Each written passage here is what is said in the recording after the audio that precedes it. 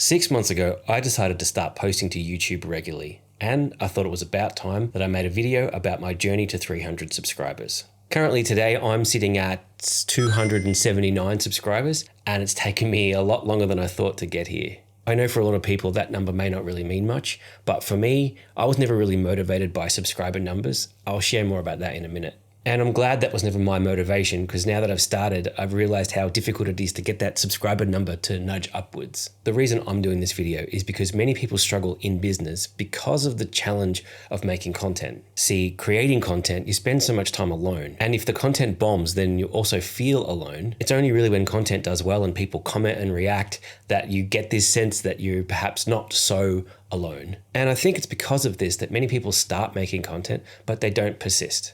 But I've come at this from a different perspective, and sharing it with you might shift your approach and make this whole thing way easier. I mean, let's face it, it's not just a challenge to make content, but you also get judged by how well it goes publicly. And not only strangers either. People you know in real life are bound to find it. You get the, hey, I saw your video on YouTube, and then you have that moment of inner worst critic and you think, oh, what do they think? But then you have the flip side where strangers connect with you and say, hey, I've been following you for a while and I want to do some business with you. So today I'm going to share why I started on YouTube, some surprising effects I've noticed, mistakes that I've made. We'll look at just how useful it is for business. I'll share some big lessons and my perspective on if I think it's worth it. My name is Pat Scrow, and I help people get clients without doing stupid shit. Before I started making videos, I never wanted to be on YouTube, but I realized I had a specific reason to start a YouTube channel, and that was strictly for business. I say strictly because I have no desire to become YouTube famous or anything, and that's cool if you want to do that, but no, not for me. In fact, my reasons were quite the opposite. See, I'd lost my audience on Facebook through an error at their end, and that was where most of my clients would find me. After a year or so, it dawned on me that I was never going to get that Facebook audience back. So early 2024, I started building an audience again with a newsletter over on Substack. I started with one subscriber, my girlfriend, and this is where the YouTube idea crept into my mind. So I committed to making one video a week for at least 6 months. Publishing regularly, it changed me. And I liked the changes. It made me more disciplined. It made my content more cohesive. It helped me make more sense of my own brand. Yeah, working out what I was going to make a video about every week was a challenge to make sure it was interesting and valuable, and to be consistent in quality. Publishing regularly has become like a reason to get up early, to work on ideas and scripts. It's improved my planning, had to set up self-imposed deadlines and stuff like that. I'd say the only effect really that it's had that wasn't surprising is that I've been able to watch leads come in for my business. And as the subscribers grow, so do the rate and quality of the inquiries. So I wrote a big list of mistakes that I've made, but I deleted most of them because I'm not going to talk about editing or filming or stuff like lighting and things like that, because everyone needs to kind of go through that stuff. And there are way smarter people on YouTube to follow about how to make videos, and they have the receipts to back up what they're saying. So instead, I'm going to talk about the mistakes I've made from a business owner's perspective. And what matters to me is time, consistency, and return on investment. So I've discovered that it sucks when the camera rolls and you don't know what to say. You've cleared the room, you've got the lighting right, and then you realize you haven't prepared enough. Time is running out and you're just making something average, and that feeling really sucks. So by preparing properly, you're much more likely to create something good. And anyway, every 5 minutes you spend preparing before you hit record will save you about 10 minutes in post. Now, if you're doing the editing yourself, that's direct time saved. But if you're paying an editor, then that's time that they could be using to make your video better instead of trying to Frankenstein your dodgy footage. A once a week publishing schedule is great, especially until you find your feet. See, it's frequent enough that you can learn from the feedback loop, and a week is just enough time to keep you on your toes. But making videos, it's very easy to cut yourself short. Early on, I found myself once on publishing day, writing the script, recording and editing and uploading. That was stressful. It was a lot of work. So to never be in that situation again, you kind of want to find a rhythm that works for you and then stick to it. And that rhythm for me now is over multiple days or even weeks. Now I have multiple videos at various stages on the go at any one time. It's just easier that way, and I think it gets a better result. Now, in order to keep return on investment in my favor, I learned the hard way that you need to set a time budget and stick to it. There are some videos I spent way too much time editing, and almost always when I do that, the video flops, or I just end up expecting too much from it. So now I stick to my time budget. Look, I'm super early on my YouTube journey, and I'm kind of really interested in just getting the reps in and learning as fast as possible what makes this kind of content compelling and what people will want to watch. and what will help give people epiphanies, and what will connect with people. So how useful is it for business? Well, I argue that every business owner should have an outlet to document and share their ideas as related to their business. I made a video about this last week, how you just got to pick one. Either do a YouTube channel or do a newsletter, something like Substack. There's just something about the weekly publishing schedule that starts to organize the thoughts in your head and focuses your overall marketing strategy. So yes, it's incredibly useful for business, of course.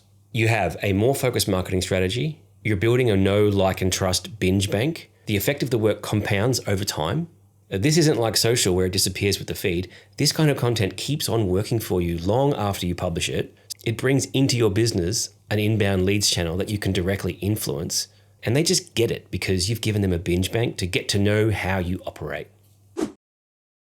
One of my biggest lessons was I underestimated the difficulty, the learning curve, the time it would take. See, I blissfully underestimated the logistical challenge of what it takes to make a video. Starting with never really having been on camera before, so I had to learn that, through to how to edit and not make boring videos. But then there's the fact that we travel full time, so I don't have a studio. Whenever we arrive in a new hotel, I sort of walk in, I look around and I think, yeah, this will do. I can set up over there. Thumbnails. Now, not just thumbnails, but titles too. Now, I knew how important titles and headlines were with written content, but I had no idea how important titles were with video. And it's all because of the way YouTube works. And I've learned that this idea is called packaging, and that's the thumbnail and the title. Now I won't even bother starting a draft for a new video if I don't have the packaging done, which means a good thumbnail and a good title. Ideation. Okay, ideation. Before YouTube, my writing process involved a lot of just start typing and the story will work its way out. And if you write, when you're writing, you can just sort of keep typing. It's kind of limitless because the letters are just on the screen and you can just delete and add stuff to your heart's content until it starts to take shape. But what I've learned making videos is it's very difficult to do it that way because you either have the recorded footage or you don't have the recorded footage. So you want to be happy with the idea of your video before you press record. Otherwise, it's way too much work. And I've made that mistake. I've spent a lot of time going through footage and realizing that there's no interesting video here. And I just wasted half a Saturday. I could have been doing more fun things. I could have been down the pub with my friends, drinking beers. So yeah, now I know pretty much what I want to say before I hit record. What do I mean by space and silence? Well, I can write in bed. I can write at the desk. I can write on the sofa. I can write in a window. I can write at a cafe. I can write down by the beach. I can write on my phone while standing in a pool. You can basically write anywhere at any time. However, recording video means you need uninterrupted space and silence. And this might affect other people in your life. So another reason why I always want to have my idea and script down as tight as possible so I can film as fast as possible. The passing of time. And I think this is just a function of having a weekly publishing schedule. Before I started YouTube, weeks, even months would float past and I wouldn't even realize it. Now I'm acutely aware of time passing because the schedule doesn't rest. I need to feed the dragon. I feed the dragon at least one new video a week, and in return, the dragon gives me so much more in return, but I still need to stump up a new video to feed the dragon every week. So I'm way more aware and appreciative of the passing of time. So do I think it's worth it?